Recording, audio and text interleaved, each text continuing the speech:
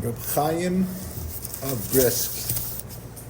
This is the part two. We're going to focus really on the Derech halimud, the analysis methodology of Reb Chaim of Brisk. If you're interested, if you didn't hear it, part one, we talked about his life, about his parents, about his teachers, his grandfather-in-law, and the yeshiva of Volozhin.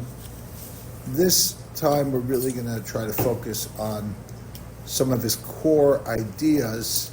I'm not saying, oh, you listen to this and then you could just know his methodology, but sometimes it's good to have one talk of a framework about his methodology.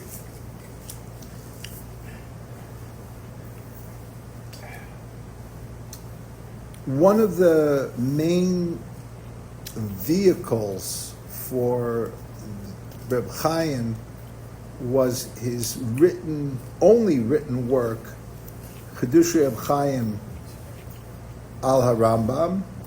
And the question is, why did he specifically choose the Rambam? He was not just a Rambam person, he was also Gemarah, all of the Rishonim, and so on, and Achronim. So why the Rambam?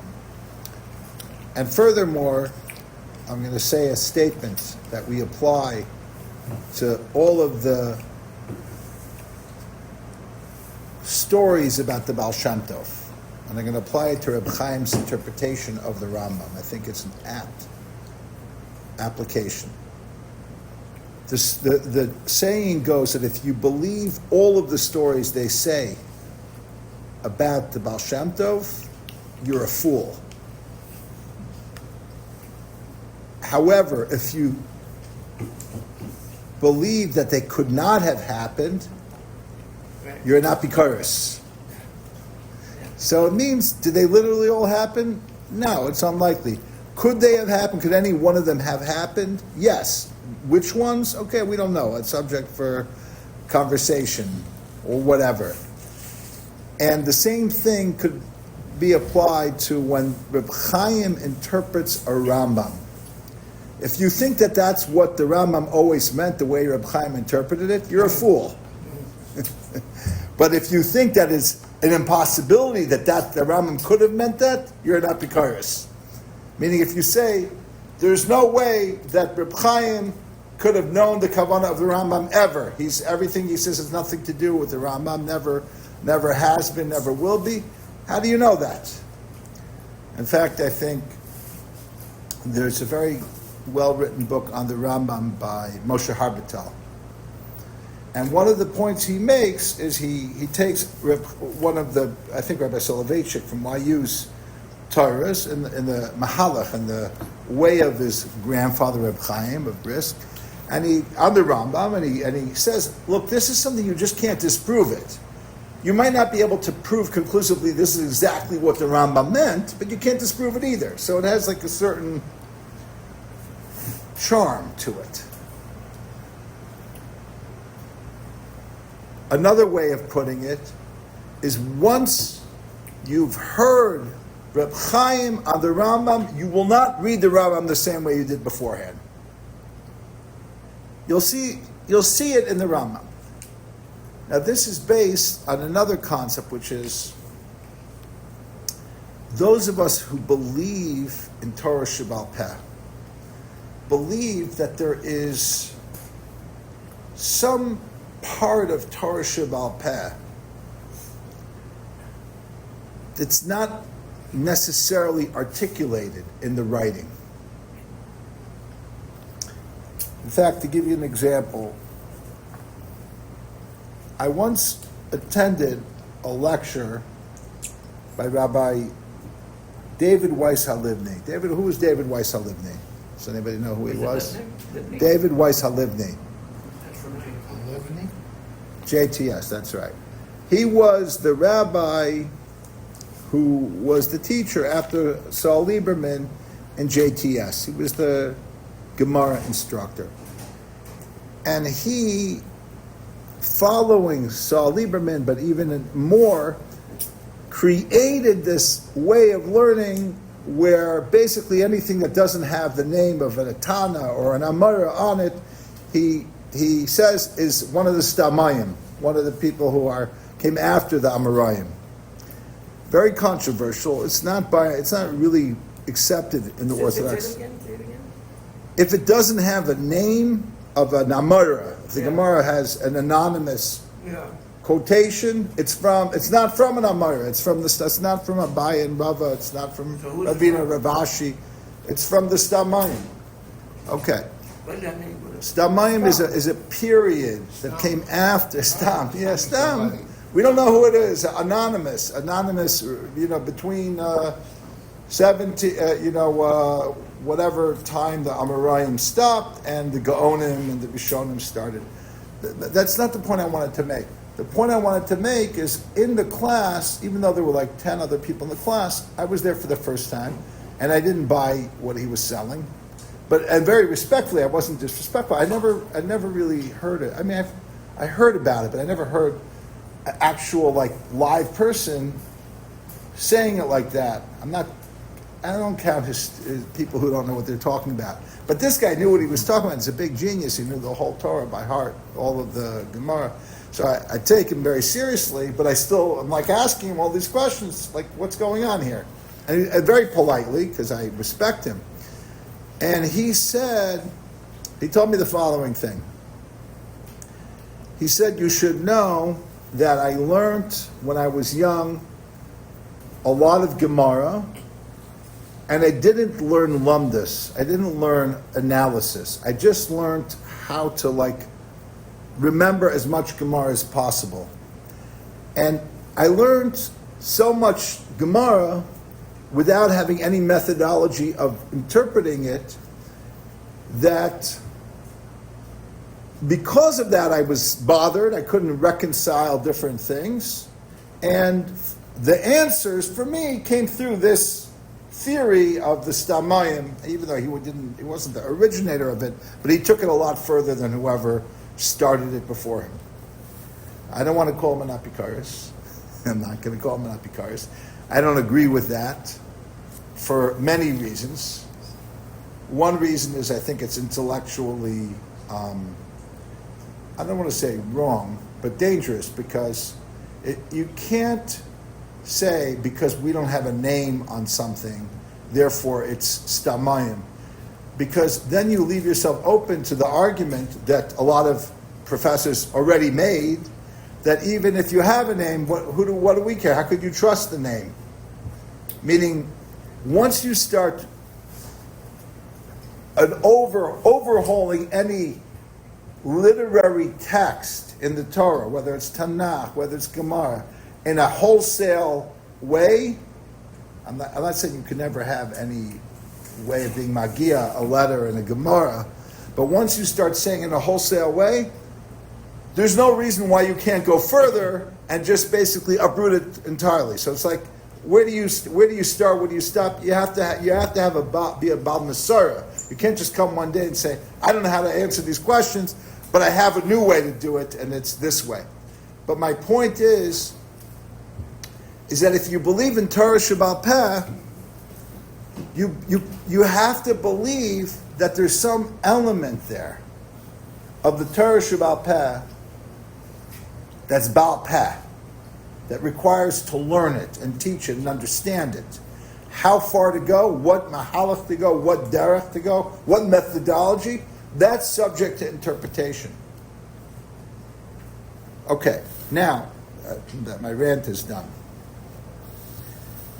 And by the way, the main reason why we don't accept it is because Rav Moshe says we don't accept it. Who accepts what? The way that Rabbi Halivni learned.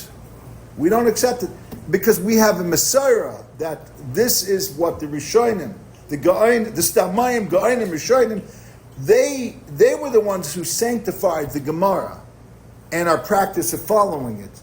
So we follow them. We don't follow some rabbi, no matter how smart he is, a genius guy, for sure. But we don't follow some rabbi, no matter how big of a genius he is, who 50 years ago decided to read the Gemarah like that and undo all of the halachas based on that. Because that potentially says, anytime the Gemarah says something without attributing it we could basically ignore it, or give it very little, status. So we don't do that. We follow what the Balei Halacha, the Balei Masur provided us with. So did it change the halachic? Of course it It does. did. That's the reason why they. And in his life and what he taught, was that changed the Yes, halachic dimension? yes. Again, how much that changed the halachic dimension versus how much the conservative movement feels free to change it, that's way beyond us. Let's go back to Brisk. Yeah, I'm not here to of course. critique Of course. another movement. Now, I'll say one thing. I will say that to better understand where Brisk is coming from, you have to understand the landscape of the competition. So for Rabbi Soloveitchik, the landscape of the competition was JTS. Okay? So when he would give over the how to learn, if he would ever talk about the theory of how to learn versus other ways, he would say our way is a conceptual way. Not the way, he wouldn't say it by name, they're doing it in JTS. In other words, it's part and parcel. If you're going to learn it conceptually, you don't need to come on to the stamayim.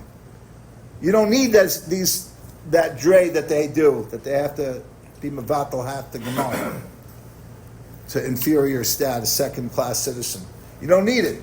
That's what Rabbi Halivni was saying. I didn't have Brisk. I didn't have a methodology. I was a yosem in terms of my learning. I didn't know how to find for any of the questions. So this was my way of, this helped me break through in this area because I didn't have some other way. So Rabbi Soloveitchik would say clearly, and I didn't hear him in his lifetime, but there are tapes, recordings that you could hear him say, that is not our way, that's not the way we learn Gemarah. We don't learn Kipshuta, like the Gemarah is like, the only way to get to the Stamayim is you start off with a premise and every word is Kipshuta, there's no deeper meaning.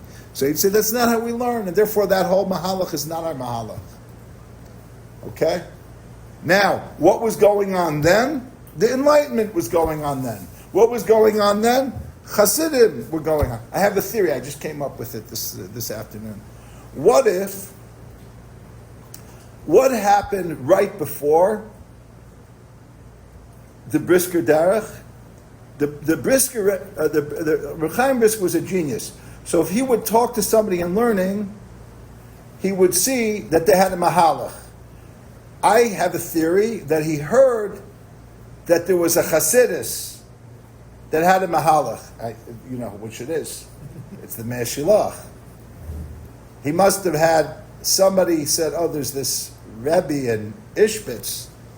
He says pshat in the Gemarah like this. This is my theory. It's a crazy theory. He goes, uh-oh. That's 100 years after. No, it's not. It's before. Ishbitz is before. Ishbitz, that's what I'm saying. Ishbitz is before. Right. 100 years before. It's not 100 years before. It's 20 years before. That's it? 1850 is when the Me'er Shilach was published, I think. And by he was born in, I think, 1853, the Reb Chaim. So let him turn 20 years old. And by then, he had to hear of Reb Tzadok HaKohen of Lublin. Somebody had to tell him that there's a Reb Tzadok, you understand? Reb Tzadok was still alive. So he had to know, so he knew there was enlightenment, all of these, he knew all about all that. He also he knew about Chabad Chasidus, and then he had to know that there were Polish Chasidim, they knew all about the Sfas Emes, they knew each other, these people. So he was saying, the Chasidim are on to how to explain the Gemarah. That would be a big busha, so I'm gonna do it first. And that's my latest, craziest theory. Again, what was happening in the world that he's reacting to? Maybe a million things, but that's not the reason why he did it. That's the emes. That's emes, Torah emes. He thought this is the way to understand Torah. And then you have to understand that in the context of who his father was, although there's no real indication from learning the Beis Halevi ala Torah of the Derech of his son, but all of the people around him were crazy geniuses who thought out of the box, who created conceptual thinking. The Rogatchover was his chavrusa. Rogatchover was the chavrusa of Reb Chaim. So don't tell me that's a coincidence. And there were these the crazy genius levels of his chavrusa.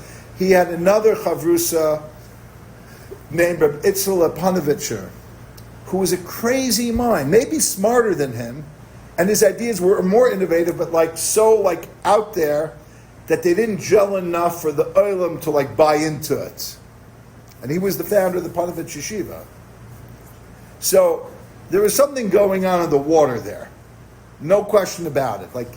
Him and his chaverim were I don't want to say drinking Kool-Aid, Chas V'Shalom. They were drinking some source of mayim chayim, bear mayim chayim, that was just boom. It was just the lightning was going off in a new ways of understanding learning. Who's Reb Chaim's teacher again? His father, the Beis Halevi, So that's his main teacher, is his father. But he learned in Volozhin. He learned by, all of the greats of Volozhin. So His grandfather-in-law. But those weren't the people who taught him that derech. It was him and his chaverim that came up. It was him that came out. He's the originator of it. He is the originator of it. You don't see that in the Beis Halevi at all? No, you don't see it in the Beis Halevi. No. You don't see it in the Netziv. You don't see it in the Elter Zeh, the Reb Chaim original Reb Chaim of Volozhin that he's named after. You don't see it. Definitely don't see it in the Vilna Gaon. Okay, now let's put on our tachlis here. Here's another thing. Is there a self-correcting method if there's a chakira to know whether it's true or not? And there were some initial people in the Brisker thing that's saying it's emes, almost like a science, in the sense that if a scientific theory doesn't pan out, so then it's replaced with a new theory that works. I don't know what the words for that is in science, but so some people argue that the Brisker Derech is self-correcting. You put forward a chakira, you put forward a chiluk, you put forward some question and you answer it with some way of distinguishing between two things that are similar but really different, and which we're going to show you some of those things. What if you're wrong? Or is it just Elu ve'elu divrei Chaim? Reb Chaim says one thing, and his grandson, Rabbi Yashiber Soloveitchik of Yeshiva University, says a different thing. Is he correcting his grandfather? He's a super genius. They're both super geniuses. Reb Chaim's the originator, and the way a lot of YU Musmachim see it, and I kind of see it like this also, even though I never met Rabbi Soloveitchik, is that in our generation, close enough, Rabbi Joseph Ber, Rabbi Yashiv Ber Soloveitchik of Yeshiva University was the closest thing to the Brisker Derech in terms of the clarity and style of the method that he taught. Now, of course, there's a yeshiva in Brisk. Those people will think I'm insane to say that. In fact, I hold that of the Rosh Yeshivas in America, that Rabbi Soloveitchik was either the greatest or shared it with one or two other people, but he was definitely the greatest, if not one of the two or three greatest. And I mentioned this to friends of mine who don't come from Yeshiva University and say, what are you talking about? There's so many other great Rosh Yeshivas. And I'm like, okay, which ones? And they're all great, but maybe I should redefine my statement to say, within the framework of Brisk, and definitely in America, there is no greater Rosh Yeshiva than Rabbi Soloveitchik of Yeshiva University. Who you comparing to? Who else was in the contest? That's exactly the argument I made. So thank you for supporting me. That's exactly. You have somebody else. Tell me a name. I'll happy to look into it. Yeah, but it was Moshe Feinstein's Moshe Feinstein's the greatest posek in America. No question about it.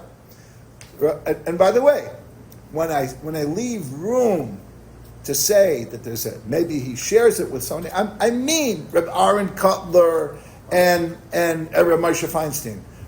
Reb Aaron Kotler was closer to Brisk, but Moshe Feinstein was not. Reb Moshe didn't believe in methods. He was an anti-method. He was a paisik. That's a whole other question. Can you be a paisik hadar and also be a method person? Okay, now let's look. I'm going to give you an example. There's the famous thing in the Rambam that seems to contradict itself. It doesn't really contradict itself. By the way, a lot of the Brisker Chakiras are made on contradictions that could be reconciled in many other ways. And this is one of the examples.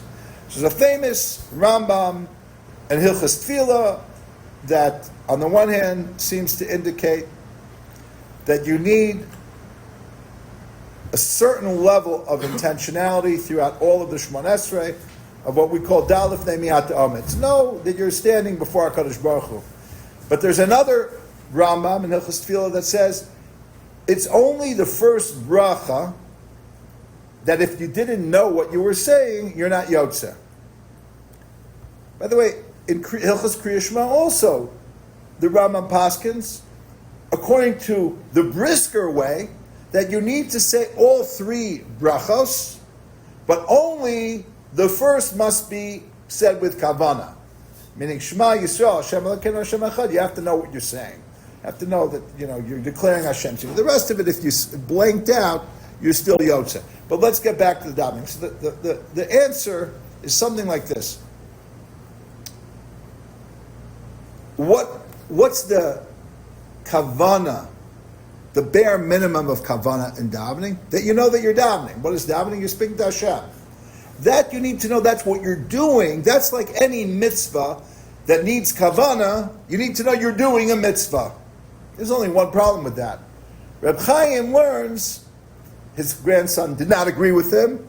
They argue. Reb Chaim learns that the Rambam holds that mitzvahs einod shrichos kavana. You don't need to have kavana when you do a mitzvah. For good reason, his grandson does not agree with him. They argue about how to learn the Rambam. But you said kavana, that you're doing it. You're doing it because it is this mitzvah.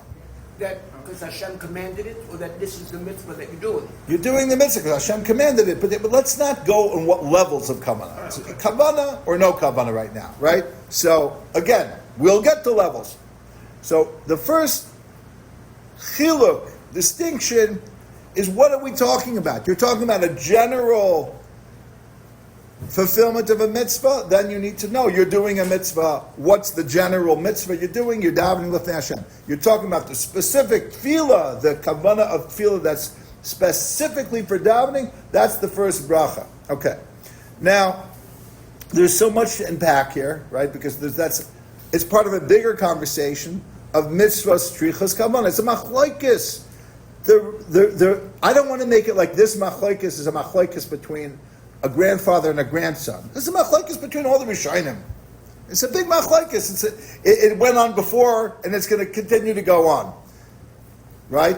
Mitzvah strichas kavanah. So, let's talk about davening itself. Another machlokes, famous machlokes between, we'll simplify it, the Rambam, and probably almost everyone else, but we'll say the Ramban, Nachmanides. Are you required to daven minat Torah midoraisa every day, at least once? Maimonides' position? Once a day you have a chiyuv to daven, biblically, listed as a mitzvah of the 613. Ramban says, no, there's no mitzvah to daven every day. There is a mitzvah to daven when you're in trouble, when you're in a time of distress, when you're in a time of need. Comes Reb Chaim and says something, I don't like it. I'll tell you why I don't like it, but I understand it. Because we want to start using terms and defining things here. When you do a mitzvah, there's two things that are happening. They usually happen seamlessly integrated into one thing. That's called the Maseh Hamitzvah, the act of the mitzvah, is A. And B is the Kiyum of the mitzvah, which is the fulfilling the obligation. Let me explain.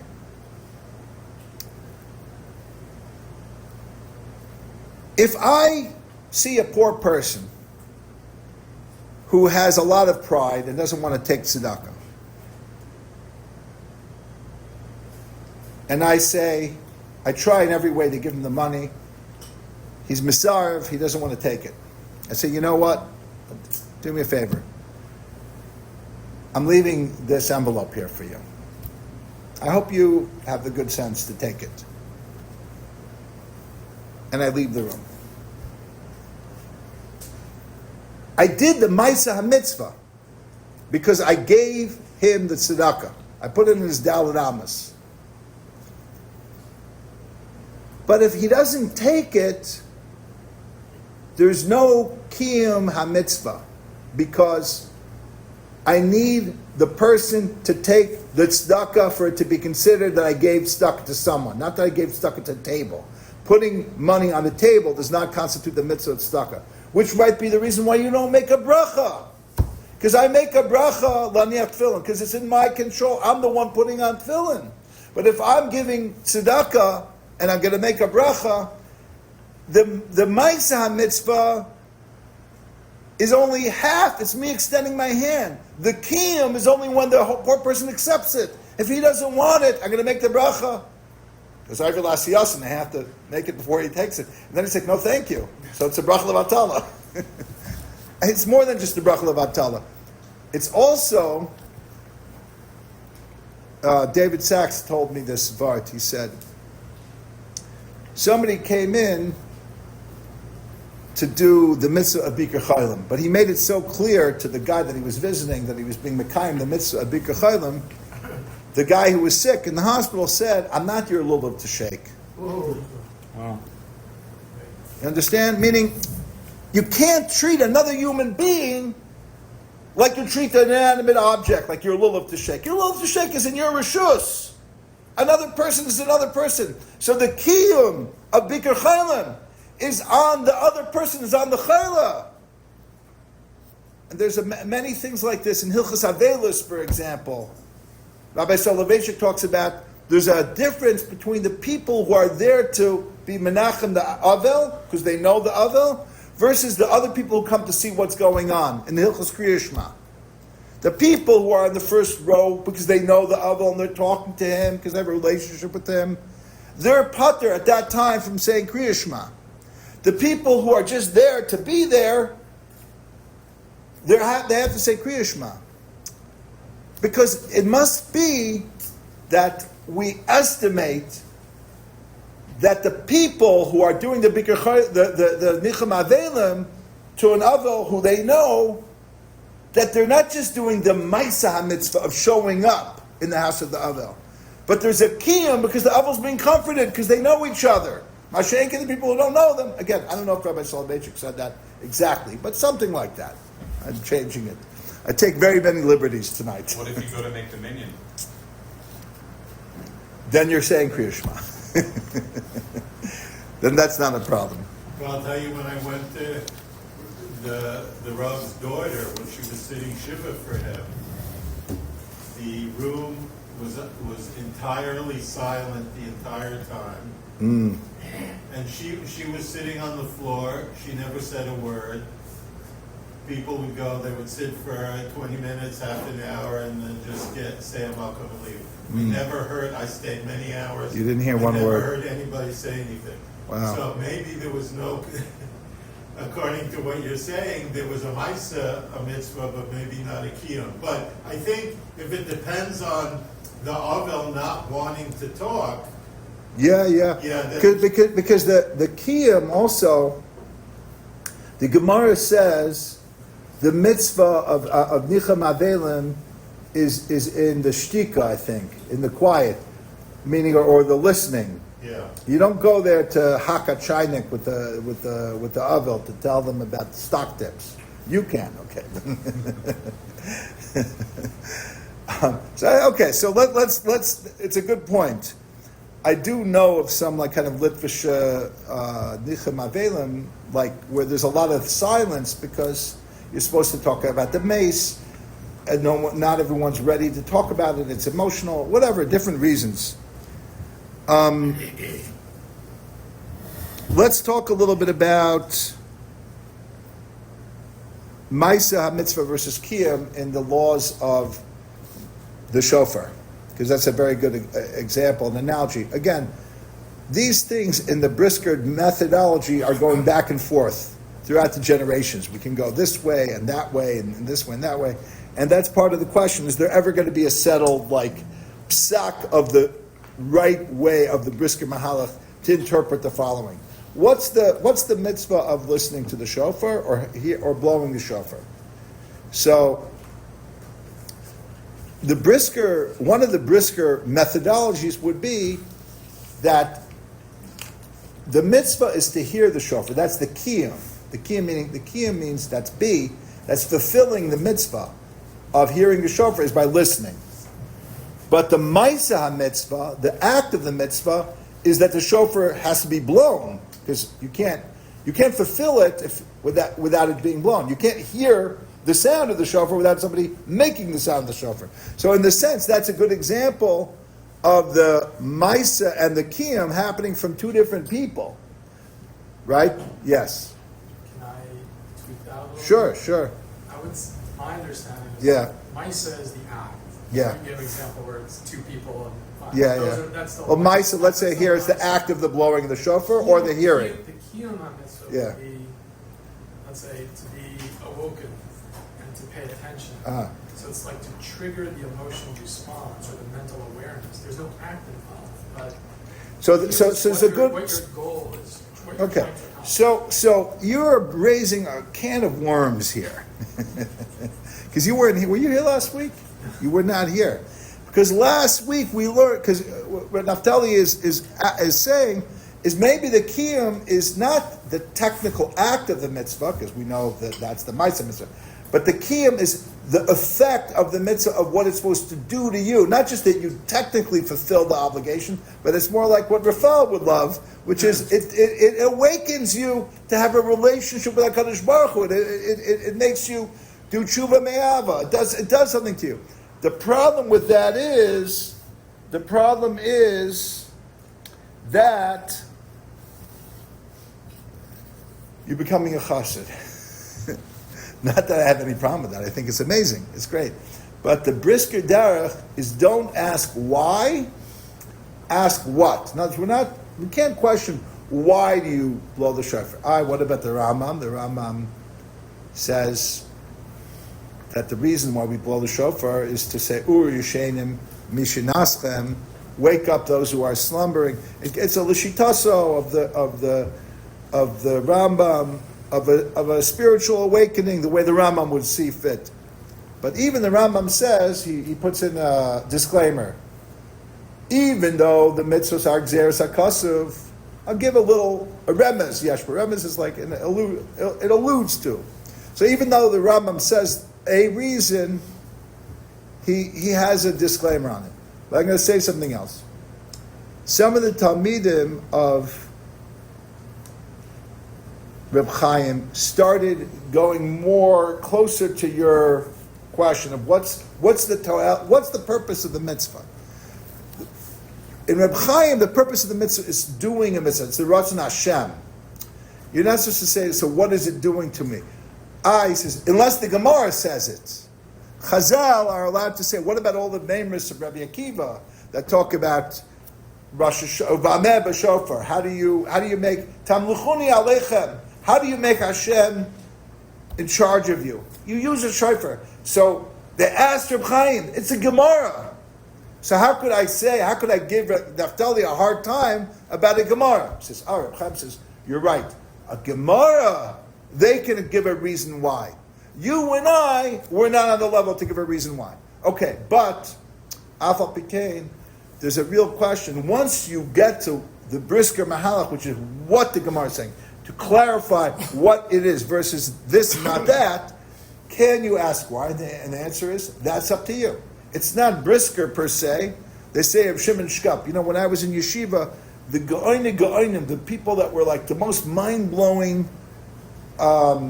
teachers whose works we learned were the Talmidim of Reb Chaim. Like Shimon Shkop was one of them. Somebody gave me as a gift for a birthday some of his svarim. I still remember. I look at them. I'm not saying I understood them, but when I understood something, I was like mind blowing. So one of the things that comes out of the Brisker Derech is a question of siba or siman. Now, for example, what is a siman? A siman is a sign, and a siba is a cause. Differentiating between what's the sign, if something is kosher, is, let's say, the fins and scales, the sign, but it's kosher because God says so for some reason that I don't understand. It's not really about the fins and scales of a fish. It's the Ratzon Hashem, which is beyond the fins and scales. He just gave us a sign. Or is it a siba, is the fins and scales? That is the reason. And maybe, like Naftali's saying, there's some edelkeit of a fish with fins and scales that a lobster doesn't have. Or a porpoise is something we don't want to eat. A porpoise is like, we respect a porpoise. We respect a killer whale. We respect a dolphin. We're not going to eat them. I want to read to you from this week's New Yorker to explain what siba or siman is. This is great. I saw this in the New Yorker, and I'm like, Baruch Hashem for the New Yorker. With all the rishus and all of the terrible things they say, occasionally they help us explain Reb Shimon Shkop. So, this is from an article from this past week's New Yorker by Dana Tartarisi called "A Map of the Stars." She talks about theory, the deconstructionists. It's a book review. Anyway, the Swiss linguist Ferdinand de Saussure, he should be meichel me for mispronouncing his name, that every sign, a word that points to an object in the world, is made up of two components. The sound image of the word as spoken or written, that's the signifier. We would call that in the Brisker terminology, the siman, the signifier. And the mental concept to which it refers, the signified. So there's the word, table, and then there's the actual table. They may recall that there is no inherent bond between signifier and signified. I could have made another word for the table and called it shmendrik. But whoever invented the word table, it stuck. That their linkage is a matter of convention, and that signifier and signified are meaningful only in relationship to each other and to the system as a whole. Then it continues, to quote, to say, or maybe there are times where it's not just a signifier, that they're not really the same thing, that there's a word that I'm using for something that it could have been another word. No, that description of the thing is the actual thing. There's an inherent bond between the two that becomes the actual object. What you're talking about and the object are the same thing. That's the idea of the Hebrew word. That it gives. That's what we say about Hebrew. So that's the Arizal. That's the Zohar. That's this Lashon HaKodesh. That would be a machlokas between the Rambam taking the former opinion and Kabbalah. And the Kabbalah taking the latter. Yeah. So, but that's the same thing with certain dinim in kashrus, let's say, is the law that the animal that has this signifier, is that the siman? Is that just the way we identify something that is kosher, but why it's kosher is well beyond that? Just like we call a table doesn't mean because that is its essence. Or is it the siba? Is it the actual cause of the thing?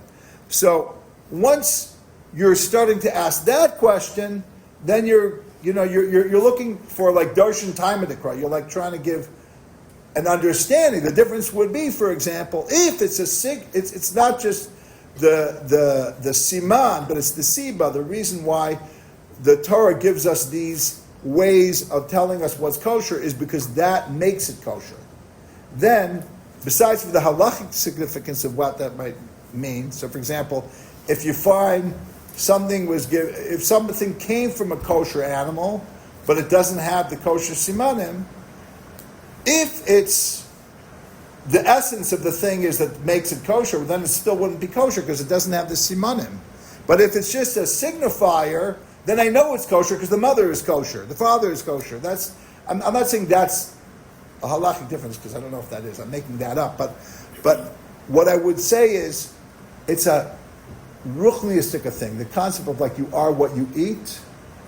If you say it's just a siman, there's no difference in spiritually speaking about whether this thing is kosher or not in its character, other than the Torah told you not to eat what's not kosher. So if you eat the non-kosher, but you're violating the Torah, that's not a good thing, but it's not the same as saying that pig is going to make you into a pig.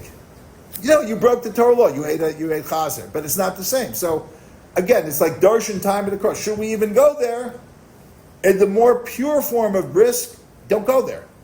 The more offshoots of brisk, or maybe my crazy theory, you didn't hear my crazy theory, which is the Derech Ishbitz came before brisk, and he only had to hear something once to be a super genius to get what was coming down the road, so he superseded them. Okay, now we continue. So that's Siva Simon. And we did the.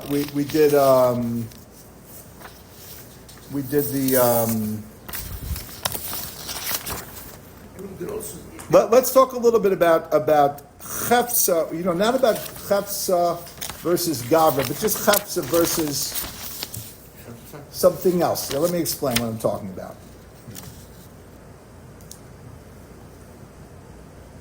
So we all know there's Cheftza versus Gavrah. Cheftza means the object, and Gavrah means, Cheftza means the object, and Gavrah means the subject. I want to tell you an interesting Gemarah. It's a Yerushalmi. The Yerushalmi says that if you steal a matzah, or you steal the ingredients for the matzah and you eat it on Pesach, you're not yotze the mitzvah. But if you tear kria on Shabbos, you are yotze. Why? Yerushalmi gives the answer. That when you steal the matzah, the Maseh Hamitzvah, I'm not saying use the word the Maseh Hamitzvah, but the object of the mitzvah, which is the matzah, was stolen. And therefore it's a mitzvah haba ba'avera. It's a mitzvah that came through a sin and it's disqualified. Masha'enkin, on the other hand, when you tear kria on Shabbos, the pu'ula, again, I'm not saying that the Gemarah in Yerushalmi uses all of these words, but it basically says this. It's a very brisker Yerushalmi. The pu'ula, the act of what the person did is that he tore kria on Shabbos. That's what was mekayim the mitzvah, but not the cheftza, not the object. It's not like the object had to be torn. It's that the person has to tear kria. There's a subtle distinction. If it's the subject but not the object, then we don't say it's disqualified. There's a disqualification of doing a mitzvah ba'aver, which is a whole nother thing.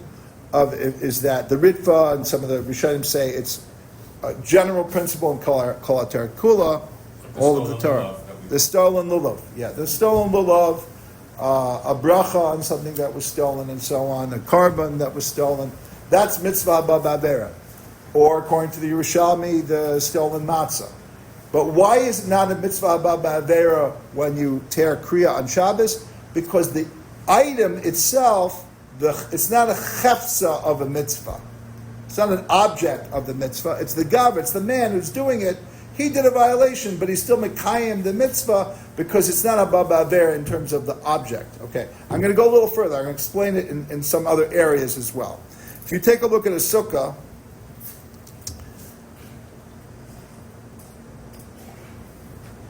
Can we say the Rambam on shofar? oh, okay. Hey, thank you, Nafta. Can we say the Rambam shofar?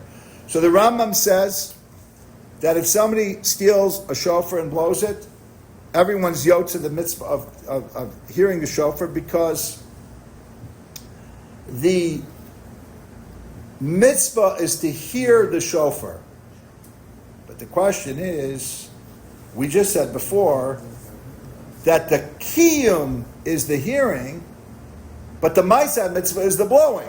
You have to blow a shofar, right? Go doo, doo, doo, doo, doo. You're not yotze. Well, so it sounded like a shofar to me. I heard what sounded like a shofar, but you know it isn't. It isn't a shofar. Therefore, you're not yotze. The Kiyum is contingent on a proper Maseh Hamitzvah. So the question is, why isn't this why is the stolen shofar considered a Maseh Hamitzvah? The answer is because the Cheftza, the object of the shofar, is not the Kiyum. It's not. He's making a distinction that somehow the mitzvah, and there's a very big distinction in Brisk. Doesn't have to make it, but there's a good reason for it. It's going to answer a lot of questions in a lot of different places. The Kiyum is the hearing. The hearing isn't stolen. The Rambam goes even so far as to say, when you're making the sound, you don't need to touch it. You don't have to take it. So he's almost making like almost like the making of the sound itself, although it requires a shofar. It's not for the sake of having a shofar. It's just for the sake of. It's like having it for the sake of a specific thing that isn't actually required that I actually have it in any more than that. So the Rambam seems to be saying even more than this chiluk, this brisker distinction between Maseh versus Kiyum. But okay. So, I'm going to tell you a little story. This is a big Chabad, very important Chabad. When Reb Leivik Schneerson, the father of the Lubavitcher Rebbe, the last Lubavitcher Rebbe, came to get smicha by Reb Chaim of Brisk, he asked him the following question. It was actually brought up because he came around Sukkot, and there was a shayla that was raised around then. They say it was raised then. You have a bunch of people who have a courtyard with a sukkah in it, and it was like a Friday Shabbos sukkah, 2 days, and they forgot to make an erev chatzeros. They forgot to make where you make a shituf for the people who live in the courtyard, who have a common courtyard, by putting food and say whoever wants to have this food. It's like it binds us all together. It's a rabbinic thing that allows them to carry without getting into the details. He asked Reb Leivik, "What's the halacha?" Reb Leivik said they can carry because they have one sukkah, and there's a halacha that if, let's say, a bunch of people have different homes with a shared courtyard, it's only rabbinically not a Rishus HaYachid, but biblically it is a Rishus HaYachid, but you just need to make a shitufei erev chatzeros. So the fact, if they all eat at the same table, that counts. That's like they're all unified through that. So Reb Leivik said he was correct. Reb Chaim gave him A+ on the test and said, "Why are you wasting time with Kabbalah? You should be learning Gemarah. You have a good head." But what we see from there is that the idea of a sukkah is bringing everybody together. And it's an interesting thing because in the laws of stealing a sukkah and stealing a lulav and esrog, it's almost impossible to steal a lulav and esrog, to steal a sukkah. It's very easy to steal a lulav and esrog. You can't even borrow a lulav esrog the first day. But here's a very interesting thing about stealing a lulav, and the reason is, partially, there's a bunch of technical reasons, because the Torah wants to bring us together in a sukkah. So I feel it's almost like the Gemarah is trying to find ways to make it hard to steal a sukkah. But again, if you steal a sukkah, how do you steal a sukkah? The only real way to steal a sukkah, from a practical standpoint, is it has to be a mobile sukkah. What if you steal the land? So then there's a whole discussion. You can't really steal land, according to one opinion that we follow, karka and exelis. But the question Rabbi Soloveitchik asks is that he has a Masorah from Reb Chaim that there's a machlokes Rashi and the Rambam of what is the sukkah. Is the sukkah, according to Rashi, al shem aschach kria sukkah? Sukkah is only about the schach. What about the walls? That's machshirei mitzvah. You need that, but it's not essential. So, for example, the din is atse sukkah asur and kol shmaina. You can't use the sukkah all 8 days. It's muksa. So Rashi says that's going only on the schach. The Rambam argues and say it's going on the walls as well as the schach. Why? Because Rambam holds that the walls are not machshirei mitzvah, they're part of the Cheftza shel mitzvah. Question is, what about the ground? So there's a Maseh from Reb Chaim that the ground has no din of a Cheftza shel sukkah, l'chol ades, even according to the Rambam. So the question that Rabbi Soloveitchik asks is, why is there even a thing? Why is there, if there's no din of, if the whole idea of stealing something has to be that the Cheftza of the object itself is stolen, right? Who cares if karka nigzelis? It's not the karka. Anyway, he blessed by Tzarachian. Time. Thank you guys for learning a little bit about But here they're giving an explanation of the sukkah.